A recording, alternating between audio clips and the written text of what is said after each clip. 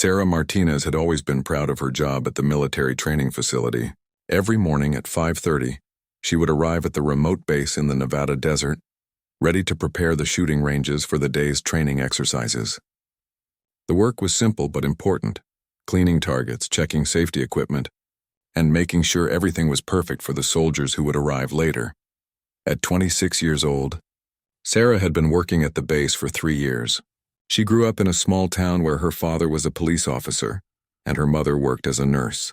Her parents taught her the value of hard work and serving others, even if it wasn't always glamorous. The shooting range job wasn't what she had dreamed of as a child, but it paid well and gave her a sense of purpose. The base was home to various military units that came for specialized training. Sarah had seen Army Rangers, Marines, and even some mysterious units that she wasn't supposed to ask questions about. The soldiers were always polite to her, though most barely noticed the quiet woman who made sure their training environment was spotless. That Tuesday morning started like any other. Sarah drove her old pickup truck through the main gate, showing her ID card to the security guard who had known her for years. The desert air was still cool, and the sun was just beginning to peek over the distant mountains. She parked near the equipment shed and grabbed her cleaning supplies from the back of the truck. Range 7 was her first stop of the day. It was the longest range on the base, stretching nearly 800 yards into the desert. This range was used for sniper training and long-distance shooting practice. Sarah always felt a little nervous working on Range 7 because of the expensive equipment and the precision required for everything to be exactly right. She walked down to the target area, carrying fresh paper targets and her toolkit. The morning was peaceful, with only the sound of her footsteps on the gravel path and the distant hum of generators that powered the base. Sarah had developed a routine over the years that made her work efficient and thorough. First, she would check each target frame for damage. Then she would replace any torn or bullet-riddled targets with fresh ones. After that, she would clean the shooting positions, making sure each spot was ready for the snipers who would train there later in the morning. The work required attention to detail, because even small mistakes could affect the accuracy of training exercises. As Sarah worked on replacing targets at the 400-yard mark, she noticed movement in her peripheral vision. A convoy of military vehicles was approaching the base from the east. This wasn't unusual. New units arrived regularly for training, but something seemed different about this convoy. The vehicles were moving faster than normal, and she could see dust clouds being kicked up behind them. She continued her work, thinking nothing more of it. Sarah had learned not to pay too much attention to military movements on the base. Her job was to prepare the ranges, not to wonder about what training exercises were being planned. The base commander had made it clear that civilian employees should focus on their duties and avoid asking questions about military operations. 20 minutes later, as Sarah was working on targets at the 600-yard line, she heard the sound of helicopters approaching. She looked up to see 3 military helicopters flying low and fast toward the base. Their flight pattern seemed urgent, not like the routine training flights she was used to seeing. A feeling of unease began to creep into Sarah's mind.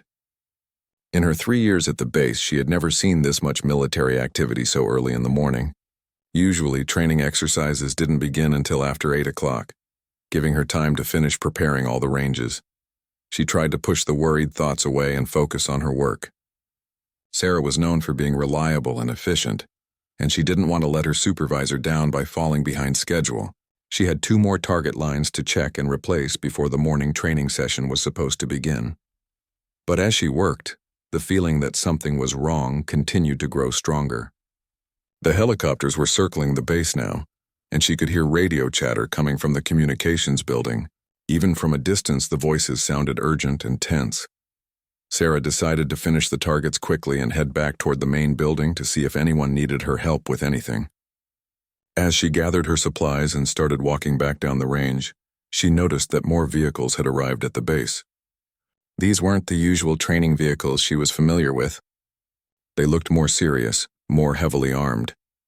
When she reached the halfway point of Range 7, about 400 yards from the shooting positions, Sarah heard something that made her blood run cold. It was the unmistakable sound of gunfire, but not the controlled, measured shots of training exercises. This was rapid, chaotic shooting coming from multiple directions. She dropped her cleaning supplies and looked toward the main base buildings. Smoke was rising from one of the structures, and she could see people running between buildings. The peaceful morning had suddenly turned into something terrifying and dangerous. Sarah's first instinct was to run toward her truck and get off the base as quickly as possible. But as she started to move, she realized that the main gate was in the direction where most of the gunfire was coming from. Running toward her truck might mean running directly into whatever danger was threatening the base. Instead, she made a decision that would change her life forever. Sarah ran toward the shooting positions at the end of Range 7. The concrete barriers and reinforced structures there would provide better protection than being caught in the open. As she ran, she could hear the gunfire getting louder and more intense. When she reached the shooting positions, Sarah crouched behind one of the concrete barriers and tried to catch her breath. Her heart was pounding and her hands were shaking with fear and adrenaline. She had no idea what was happening, but she knew that the base was under attack. From her position behind the barrier, Sarah could see the main buildings of the base about 800 yards away. Military personnel were moving between buildings, taking defensive positions. The attackers seemed to be coming from multiple directions, making the situation chaotic and unpredictable. As she watched the unfolding crisis, Sarah realized that her simple job of cleaning shooting ranges had just become something much more dangerous and important. She was no longer just a civilian employee doing routine maintenance work. She was now someone caught in the middle of a real military emergency, and her survival might depend on decisions she had never imagined having to make. The gunfire was getting closer, and Sarah could now distinguish between different types of weapons being fired. Her father had taught her about firearms when she was growing up, so she recognized the sharp crack of rifles and the rapid bursts of automatic weapons. What frightened her most was that some of the shooting seemed to be coming from weapons she didn't recognize, foreign-sounding, weapons that definitely weren't used by American forces. Crouched behind the concrete barrier, Sarah tried to make sense of what she was seeing. Through the scope mounted on one of the shooting positions, she could observe the main base more clearly. Men in unfamiliar uniforms were moving between buildings, and they definitely weren't American soldiers. These attackers moved with military precision, suggesting they were well-trained and organized. The realization hit her like a physical blow. The base was under attack by foreign forces. This wasn't a training exercise gone wrong or an accident. This was a real enemy assault on American soil, and she was trapped in the middle of it with no way to escape safely. Sarah's mind raced as she tried to figure out what to do. Her cell phone had no signal this far out in the desert, so calling for help wasn't an option. The base's communication systems were probably being targeted by the attackers, which meant the outside world might not even know what was happening yet. As she watched through the scope, Sarah saw American soldiers fighting back bravely against the attackers. They were outnumbered, but they were putting up fierce resistance. Explosions erupted near several buildings as the attackers used grenades and other explosives to try to break through the defenders' positions. Suddenly, Sarah heard the sound of someone running toward her position. She turned to see an American soldier sprinting down the range, staying low to avoid being seen by the attackers. He was carrying a large sniper rifle and wearing full combat gear. As he got closer, she could see the Navy SEAL insignia on his uniform. The SEAL dove behind the concrete barrier next to Sarah, breathing heavily from his sprint across the open ground. He was a man in his early 30s with intense blue eyes and a face marked by years of combat experience. Blood was seeping through his uniform from what appeared to be a wound in his left shoulder. "Ma'am, I need you to get out of here immediately," he said in a calm but urgent voice. "This position is about to become very dangerous." Sarah looked at him with confusion and fear. "I can't get out. The gate is blocked by the fighting, and I don't know any other way off the base." The SEAL quickly assessed their situation, looking through his own scope toward the main buildings. "What's your name?" he asked while scanning for targets. "Sarah Martinez. I work here. I clean the shooting ranges." "I'm Chief Petty Officer Mike Rodriguez," he said. "Sarah, I need you to listen carefully. My team and I came here this morning for training, but we walked into an attack by what appears to be a foreign special forces unit. They've taken control of most of the base, and we're trying to hold them off until reinforcements arrive." Sarah felt her stomach drop. "How many of them are there?" "At least 30 that we've counted, maybe more. They came prepared for this attack. They knew the base layout and our security procedures." Mike winced as he adjusted his position, clearly in pain from his wound. "You're hurt," Sarah said, noticing the blood on his uniform. How bad is it? I'll live, but it's affecting my shooting. That's a problem because I need to provide sniper support for my team. Mike looked at Sarah with an expression she couldn't quite read. Sarah, I know this sounds crazy, but I need to ask you something important. Do you know how to shoot? Sarah nodded. My father taught me when I was young. I'm not an expert, but I know the basics. Mike was quiet for a moment, clearly thinking through their options. The attackers have taken positions in and around the main buildings. My team is trapped in Building C, and they need sniper cover to break out. If I can't shoot accurately because of this wound, more American soldiers are going to die. The weight of what he was suggesting began to dawn on Sarah. You want me to help you fight? I want you to help me save lives, Mike said firmly. I can spot targets and guide you, but I need steady hands on the rifle. Without sniper support, my teammates don't stand a chance.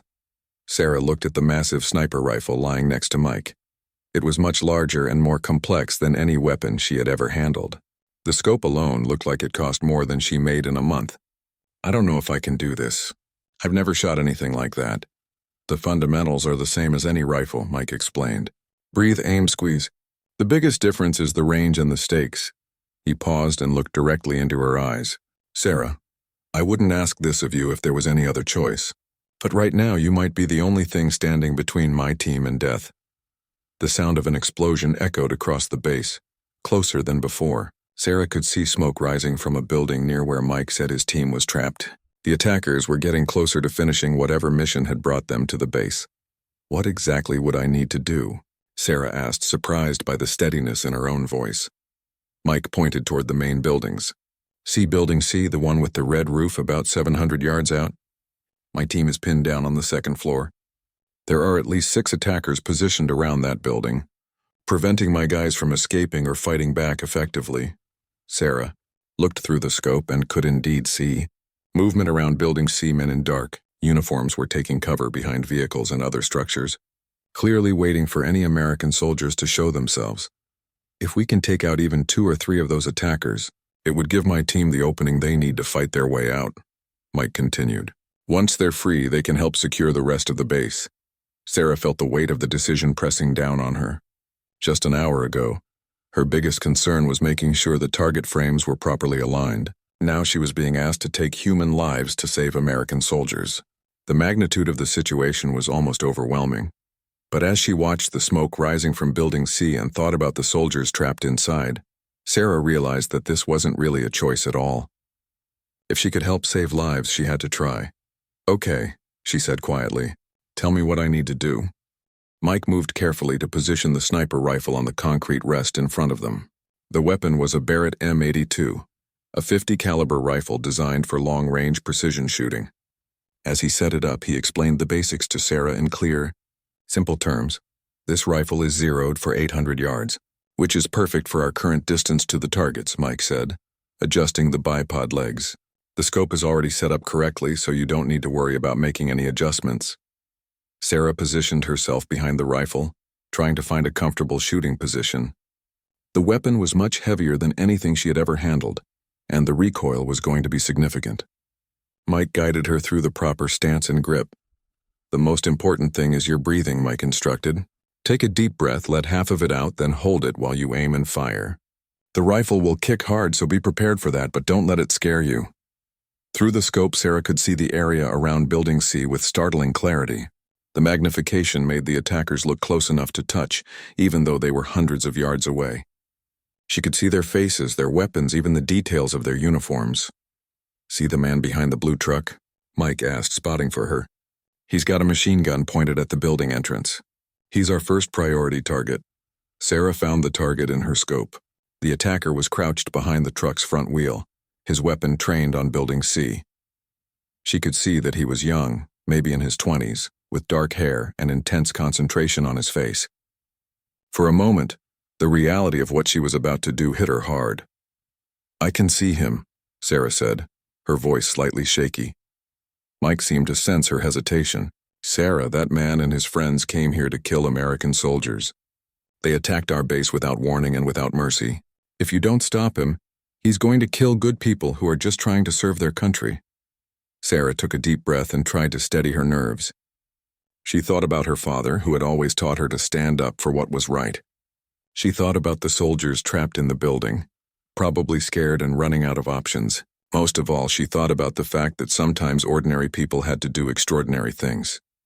Range is 680 yards, Mike said, reading the distance through his own spotting scope.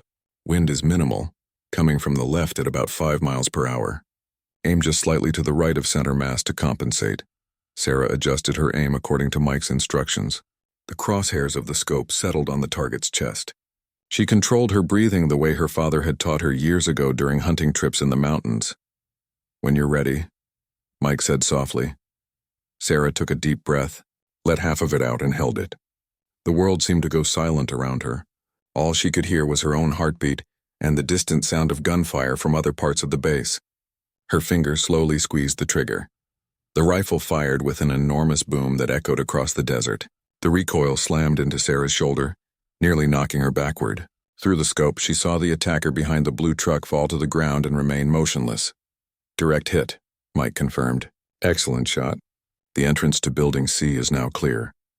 Sarah felt a mixture of emotions, relief that she had succeeded, but also shock at what she had just done. She had never killed anyone before, and the reality of it was more difficult than she had expected. "You did good, Sarah," Mike said, understanding what she was going through. "That man would have killed Americans if you hadn't stopped him. You saved lives." Before Sarah could fully process what had happened, Mike was already spotting the next target. "See the attacker on the roof of the small building to the left of Building C? He's got a clear shot at anyone trying to escape from the second floor." Sarah found the target and steadied herself for the second shot. This one felt slightly easier because she now knew what to expect from the rifle's recoil. She followed the same breathing pattern and squeezed the trigger smoothly. The second shot was also successful. The attacker on the roof was eliminated, creating another opening for the trapped soldiers. "Outstanding," Mike said. "2 down. Let's see if that's enough for my team to make a move." They watched through their scopes as a window on the second floor of Building C opened slightly. A hand appeared, waving a small signal flag that Mike recognized. "That's Petty Officer Jackson," Mike said with relief in his voice. "He's letting me know they're ready to move." Suddenly, the window opened wider and 2 Navy SEALs fast-roped down to the ground level. They immediately took cover and began returning fire at the remaining attackers. Within minutes, 2 more SEALs had made it out of the building. "It's working," Mike said. "Your shots gave them the opening they needed, but their success was short-lived." From their position on Range 7, Sarah and Mike could see more attackers moving toward Building C from other parts of the base. The enemy forces were regrouping and trying to surround the escaped SEALs. "We need to keep providing cover," Mike said urgently. "See those 3 attackers moving between the buildings? They're trying to flank my team." Sarah positioned herself for the 3rd shot. By now, she was getting more comfortable with the massive rifle, and her confidence was growing. She understood that every shot she took was potentially saving the lives of American soldiers. The 3rd and 4th shots were both successful, eliminating 2 more attackers and disrupting their flanking maneuver. The remaining attacker retreated back behind cover, clearly shaken by the accurate sniper fire coming from an unexpected direction. "Sarah, you're a natural at this," Mike said with genuine admiration. "I've seen trained military snipers who couldn't shoot that accurately under pressure." Through the scope, Sarah could see that Mike's team was now in a much better position. They had broken out of their trap and were beginning to coordinate their counterattack against the remaining enemy forces. The tide of the battle was starting to turn, but Mike was looking concerned as he scanned other areas of the base through his spotting scope. "We've helped my team, but there are still enemy forces in other areas, and I'm seeing movement that suggests they might be preparing to retreat." "Is that good?" Sarah asked. "Not necessarily," Mike replied grimly. "If they're retreating, it might mean they've accomplished whatever mission brought them here. We need to figure out what they were really after." As Sarah and Mike continued to provide sniper support, they could see the enemy forces beginning to consolidate near the eastern edge of the base. The attackers were moving with purpose, carrying what appeared to be heavy equipment cases and documents. "They're not just retreating randomly," Mike observed through his spotting scope. "They came here for something specific, and it looks like they got it." Sarah kept her eye on the scope, scanning for any targets that might threaten the American forces. "What kind of things would they want from a training base?" Mike's expression grew dark as he considered the possibilities.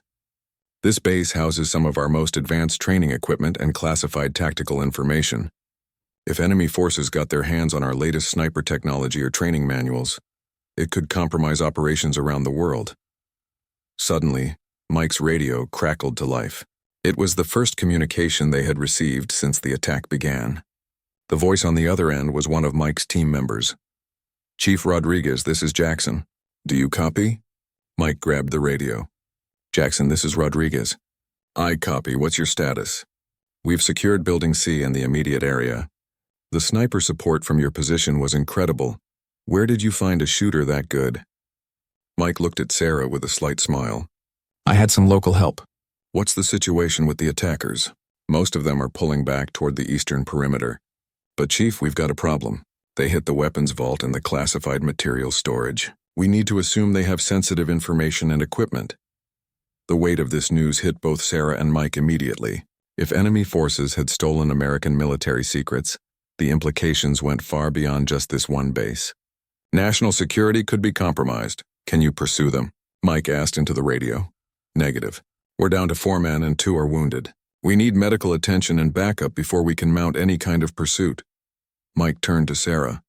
"I need to get back to my team, but the attackers still need to be stopped. If they make it off this base with stolen intelligence, a lot of people are going to die in future operations." Sarah understood what he was suggesting, and it frightened her. "You want me to try to stop them?" "I want us to try to stop them," Mike clarified. "But I can't make that shot from here with this shoulder wound, and my team can't pursue in their current condition. You're the only one in position to do something about this." Through the scope, Sarah could see the attackers loading their stolen materials into vehicles near the eastern fence line. They were moving quickly but carefully, clearly expecting pursuit or additional resistance. "How many of them are there?" Sarah asked. "I count at least 8, maybe 10, Mike replied after scanning the area thoroughly. "But here's the thing. If you can disable their vehicles, they'll be stuck here until reinforcements arrive. You don't have to eliminate all of them, just prevent their escape." Sarah studied the enemy position through her scope. The attackers had 2 large trucks and what appeared to be an armored vehicle. All 3 were positioned near a hole they had cut in the eastern fence, clearly their planned escape route. "The trucks have their engines running," Sarah observed. "If I could hit the engine blocks or the tires, that might stop them." "Exactly," Mike agreed. "The Barrett can definitely penetrate truck engines from this range. But you'll need to be fast. Once you start shooting, they'll know where the fire is coming from and they might try to attack this position." Sarah felt her heart rate increasing again. Up until now, she had been shooting at individual attackers who were threatening the trapped SEALs. This was different. She would be taking on a larger group by herself, trying to prevent a major intelligence theft. "What happens if I miss or if they manage to escape anyway?" Sarah asked. Mike was quiet for a moment before answering honestly. "If they escape with what they've stolen, American soldiers and intelligence operatives around the world will be at risk. Enemy forces will know our tactics, our equipment capabilities, and our training methods. The advantage that keeps our people alive will be gone." Sarah thought about her father again, and about all the soldiers she had seen training on these ranges over the past 3 years. Good people who were risking their lives to protect their country and people like her. If she could do something to protect them, she had to try. "Tell me the best way to do this," Sarah said, her voice steadier than she felt. Mike pointed toward the enemy vehicles. "Start with the truck that's farthest from the hole in the fence. If you disable that one first, it will block the escape route for the other vehicles. Then work your way toward the fence." Sarah positioned herself carefully behind the rifle and found the first target vehicle in her scope. It was a large military-style truck with several attackers loading equipment into the back. The engine compartment was clearly visible from her angle. "Range is approximately 900 yards, Mike calculated. Wind is still minimal. Aim for the center of the engine block. That should disable the vehicle completely." Sarah controlled her breathing and lined up the shot. The truck seemed huge in the scope, making it an easier target than the individual attackers had been. She squeezed the trigger smoothly. The shot hit the truck's engine with a massive impact. Steam and smoke immediately began pouring from under the hood, and the vehicle lurched to a stop. The attackers around it scattered, taking cover behind other vehicles and equipment. "Direct hit," Mike confirmed. "That truck isn't going anywhere." Now the second truck. The second truck was positioned closer to the fence, and the attackers were now aware that they were under sniper fire. They were moving more carefully, using cover and trying to locate Sarah's position. Sarah lined up her second shot on the engine of the second truck. This time some of the attackers were shooting back in her general direction, though their shots were falling well short of range 7. The second shot was also successful. Both trucks were now disabled and the attackers were essentially trapped near the fence line with their stolen materials. "Outstanding shooting," Mike said. "But now comes the hard part. They know where we are, and they're going to try to do something about it." Through the scope, Sarah could see the attackers regrouping around their remaining armored vehicle. Several of them were pointing in the direction of range 7, and she could see them setting up what appeared to be a heavy weapon system. "Mike," Sarah said with concern in her voice, "I think they're about to shoot back at us with something big." Mike looked through his spotting scope and cursed under his breath. "That's a rocket-propelled grenade launcher. We need to move now." Mike grabbed the sniper rifle with his good arm while Sarah gathered the extra ammunition. They had only seconds before the rocket-propelled grenade would be fired at their position. The concrete barriers that had protected them from small arms fire would be useless against an explosive rocket. "There's a drainage ditch about 50 yards to our left," Mike said urgently. "If we can reach it before they fire, we'll have better cover." Sarah and Mike ran as fast as they could while carrying the heavy rifle and equipment. Behind them, they could hear shouting in a foreign language as the attackers prepared to fire their weapon. Just as they dove into the drainage ditch, a massive explosion erupted where they had been positioned moments before. The concrete barriers were completely destroyed, and debris rained down around them. If they had stayed in their original position even 10 seconds longer, they would have been killed instantly. "That was close," Sarah gasped, trying to catch her breath. Mike was already setting up the rifle again in their new position. "Too close. But we stopped their vehicles. Now we need to finish the job and make sure they can't escape with that stolen intelligence." From the drainage ditch, they had a different angle on the enemy position. The attackers were now loading their stolen materials into the armored vehicle, which was apparently their last hope for escape. "Can this rifle penetrate armored vehicles?" Sarah asked. "Depends on the armor," Mike replied. "But I'm more worried about something else. Look at what they're doing." Sarah looked through the scope and saw that some of the attackers were working on something near the fence line. They appeared to be setting up explosives or some kind of larger weapon system. "What are they doing?" Sarah asked. "I think they're preparing to blow a bigger hole in the fence for their armored vehicle," Mike explained. "If they succeed, they can escape cross-country in that vehicle and we'll never catch them." The situation was becoming more desperate by the minute. The attackers had adapted to the threat that Sarah and Mike posed, and they were working quickly to complete their escape plan. Mike's radio crackled again. "Chief Rodriguez, this is Jackson. We can see explosions from your direction. What's your status?" "We're alive, but barely," Mike responded. "The attackers are preparing to escape in an armored vehicle with stolen intelligence. We've disabled their other vehicles, but we need backup immediately." "Help is coming, Chief. We've got air support inbound, but it's still 15 minutes out. Can you hold them that long?" Mike looked at Sarah grimly. "We'll do our best, but they might be gone before air support arrives." 15 minutes seemed like an eternity. Sarah realized that if the attackers escaped with American military secrets, the consequences would be felt for years to come. Soldiers would die because the enemy knew their tactics and capabilities. "I need to try to stop that armored vehicle," Sarah said with determination. Mike studied the vehicle through his spotting scope. "It's heavily armored, but there might be weak points. The vision ports, the tracks if it's a tracked vehicle, maybe the engine exhaust." Sarah positioned herself carefully and studied the armored vehicle through her scope. It was larger and more heavily protected than anything she had shot at before. Finding a vulnerable spot would require precision and luck. "The driver's vision port is partially open," Sarah observed. "It's a small target, but if I could hit it, I might be able to disable the driver." "That's an extremely difficult shot," Mike warned. "The target is maybe 6 inches square and it's at maximum range for accurate shooting. Do we have any other choice?" Sarah asked. Mike was quiet for a moment. "No, we don't. But Sarah, if you miss this shot, they're going to know exactly where we are and they'll hit us with everything they have." Sarah understood the stakes. This would likely be her last chance to stop the attackers before they escaped. If she missed, she and Mike would probably be killed, and the stolen intelligence would disappear forever. She took extra time to line up the shot, compensating for the increased range and the small target size. The vision port was barely visible through the scope, and she would have only one chance to hit it. Range is approximately 1,000 yards, Mike calculated. Wind has picked up slightly. Compensate a little more to the right. Sarah adjusted her aim and controlled her breathing. Everything she had learned in the past hour about long-range shooting had led to this moment. The fate of unknown numbers of American soldiers might depend on this single shot. She fired. Through the scope, Sarah saw the bullet strike the vision port dead center. The armored vehicle immediately swerved and crashed into the fence line, coming to a stop at an awkward angle. "Incredible shot," Mike exclaimed. "You hit it." The attackers around the vehicle were now in chaos. Their escape plan had been completely disrupted, and they were trapped on the base with their stolen materials. Some of them were trying to restart the damaged vehicle, while others were setting up defensive positions. But their problems were about to get much worse. In the distance, Sarah could hear the sound of approaching helicopters, the air support that Mike's teammate had promised. "That's the cavalry," Mike said with relief. "Military helicopters with some very unhappy soldiers who don't like it when people attack American bases."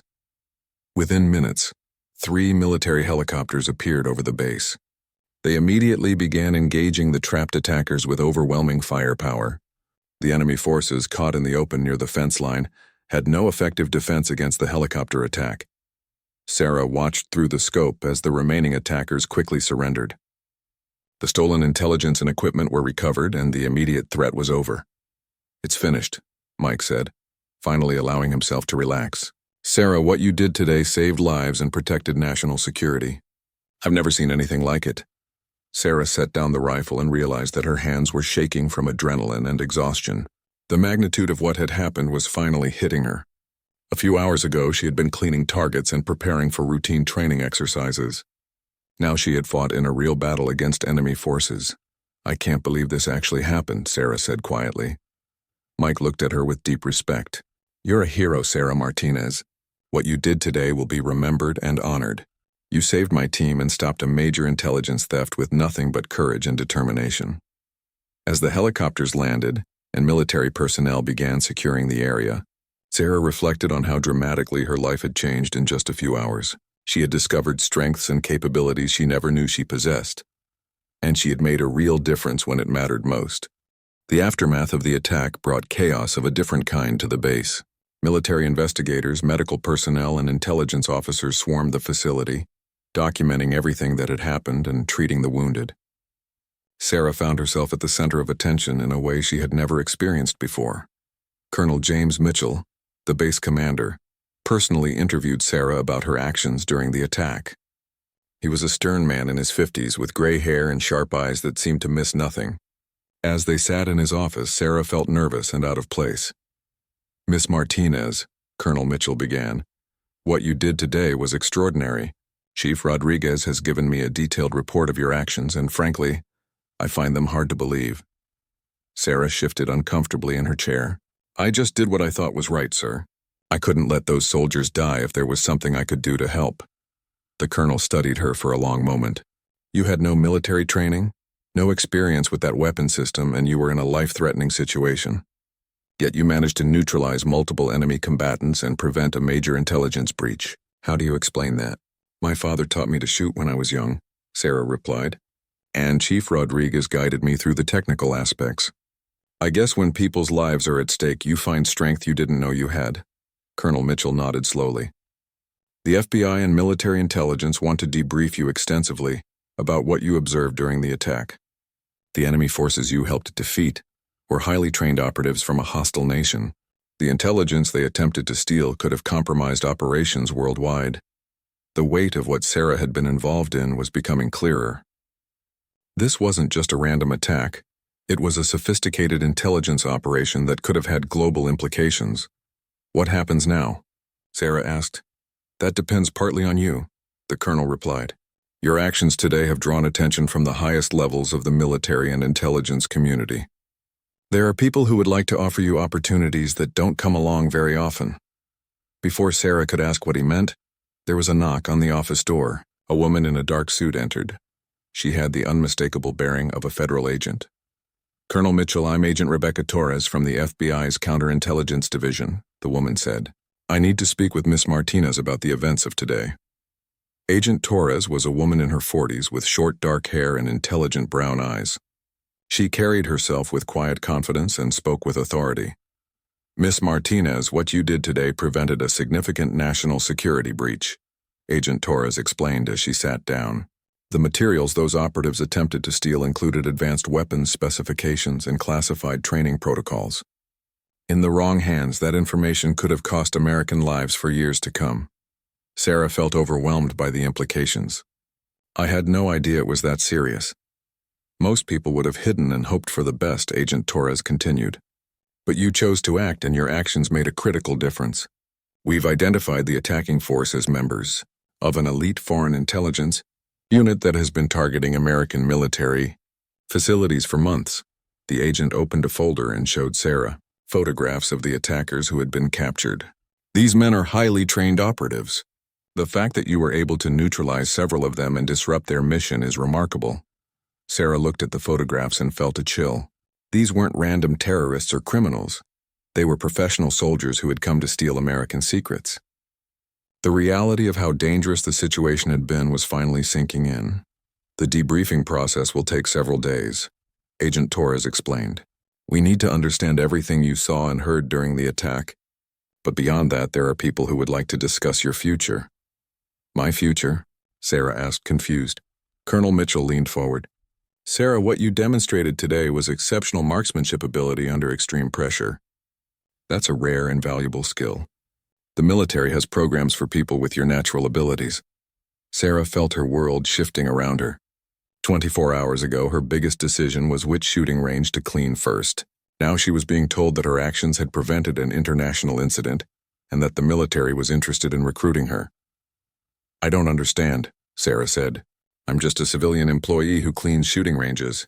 Agent Torres smiled slightly. "After today, you're much more than that. You're someone who proved she can perform under pressure in life or death situations. That's exactly the kind of person our country needs." Over the next few hours, Sarah learned more about the attack and its implications. The foreign operatives had been planning the assault for months, studying the base's security procedures and personnel schedules. They had expected to encounter minimal resistance from a training facility and had been completely unprepared for the level of opposition they faced. Mike Rodriguez, whose shoulder wound was being treated in the base medical facility, confirmed every detail of Sarah's actions. He insisted that without her help, his team would have been killed and the intelligence theft would have succeeded. "I've worked with professional snipers for 15 years, Mike told the investigators. "I've never seen anyone adapt to that weapon system so quickly or shoot so accurately under that kind of pressure. She has a natural gift that can't be taught." As the day wore on, Sarah found herself fielding phone calls from military recruiters, intelligence agencies, and even private security companies. Everyone seemed to want to hire the woman who had stopped an enemy intelligence operation with a borrowed sniper rifle. But Sarah needed time to process everything that had happened.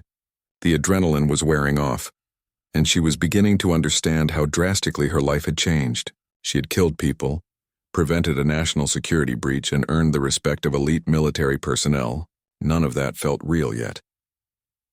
That evening, as investigators continued their work around the base, Sarah sat alone in the break room where she used to eat lunch during routine workdays.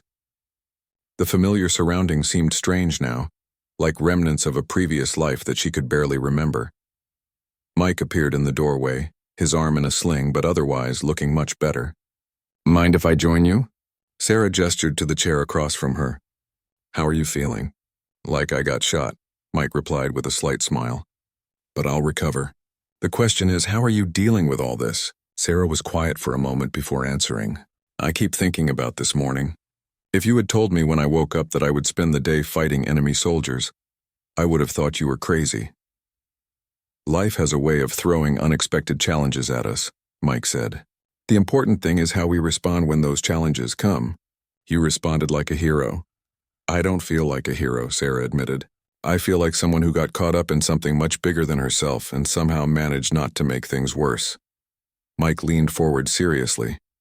"Sarah, I've been in combat for over a decade. I've seen soldiers freeze up, panic, or make critical mistakes under pressure. What you did today required not just skill but courage, judgment, and mental toughness. Those are qualities that define the best warriors I've ever known." As they talked, Sarah began to realize that her life would never be the same again. The quiet, routine existence she had known was over, and she would have to decide what came next. 3 weeks after the attack, Sarah stood in front of her bathroom mirror, adjusting the collar of her new military uniform. The reflection looking back at her seemed like a stranger, confident, purposeful, and wearing the insignia of a United States Army specialist. The transformation from civilian maintenance worker to military sniper had happened faster than she could have imagined. The decision to enlist hadn't been easy. After days of interviews, evaluations, and soul-searching, Sarah had realized that her old life no longer fit who she had become. The attack had revealed capabilities and strengths she never knew she possessed, and the military offered her a chance to use those abilities in service of something greater than herself. Her parents had been shocked by her decision, but ultimately supportive. Her father, the retired police officer, understood better than anyone the call to serve others. Her mother worried about the dangers, but she also recognized the pride and sense of purpose that Sarah had found. "You look like a real soldier," said Sergeant First Class Maria Gonzalez, Sarah's training instructor at the Army's sniper school at Fort Benning, Georgia. "Ready for your final evaluation?" Sarah nodded, feeling a mixture of nervousness and excitement. The past 3 weeks had been the most challenging of her life. The Army had fast-tracked her through an intensive training program designed to develop her natural marksmanship abilities and teach her the full range of skills needed by a military sniper. The training had been grueling. Physical conditioning, advanced marksmanship, fieldcraft, camouflage, reconnaissance, and tactical movement. Every day brought new challenges that pushed Sarah to her limits. But she had thrived under the pressure, consistently ranking at the top of her class despite having less military experience than anyone else. "Your final evaluation will be conducted by a very special observer," Sergeant Gonzalez explained as they walked toward the training range. "Someone who specifically requested to be here today." Sarah wondered who could be important enough to observe her final test. As they approached the firing line, she saw a familiar figure in Navy uniform standing with the range instructors. It was Chief Petty Officer Mike Rodriguez, his arm now out of the sling and apparently fully recovered from his wound. "I couldn't miss this," Mike said with a smile as Sarah approached. "I wanted to see how the woman who saved my team was doing in her new career." Sarah felt a surge of gratitude and pride. Mike's presence made the evaluation feel like a celebration of how far she had come, rather than just another test to pass. The final evaluation was comprehensive, testing everything Sarah had learned during her intensive training. Long-range precision shooting at distances up to 200 yards, target identification and range estimation, camouflage and concealment, and tactical decision-making under pressure. Sarah performed flawlessly. Every shot hit its intended target. Every tactical decision was sound, and every technical skill was executed with precision. The instructors and observers were clearly impressed by her progress and natural ability. "Outstanding performance," announced the chief instructor when the evaluation was complete. "Specialist Martinez, you have successfully completed the Army's advanced sniper training program with the highest scores we've recorded in over 2 years." After the formal ceremony, Mike approached Sarah privately. "I have something for you," he said, pulling a small box from his pocket. Inside was a military challenge coin, a special token given to recognize exceptional service. "This is from my SEAL team," Mike explained. "It's our way of saying thank you for what you did, and welcoming you to the brotherhood of warriors who put others before themselves." Sarah felt tears forming in her eyes as she accepted the coin. It represented acceptance and respect from some of the most elite soldiers in the world. "What's next for you?" Mike asked. Sarah looked out over the training range where she had spent the past 3 weeks transforming herself from a civilian into a soldier. "I've been assigned to an Army Ranger unit deploying overseas next month. Counterintelligence operations against the same type of threats we faced at the base."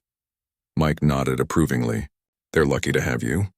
But remember, no matter how advanced your training becomes, the most important qualities you have can't be taught: courage, judgment, and the willingness to act when others need help." That evening, Sarah called her parents to share the news of her successful graduation from sniper school. Her father's pride was evident in his voice, while her mother's concerns were mixed with obvious admiration for her daughter's achievements. "I always knew you were capable of great things," her father said, but I never imagined anything like this. Sarah reflected on how dramatically her life had changed since that morning when she had arrived at the base to clean shooting ranges. The attack had revealed not just her ability to handle a rifle, but her capacity to make life-or-death decisions under extreme pressure.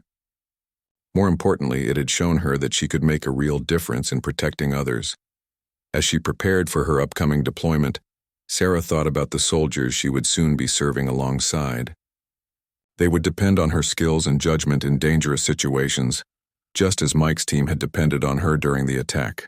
The responsibility was sobering, but it was also deeply meaningful. The woman who had once worried about properly aligning target frames was now preparing to protect American soldiers in combat zones around the world.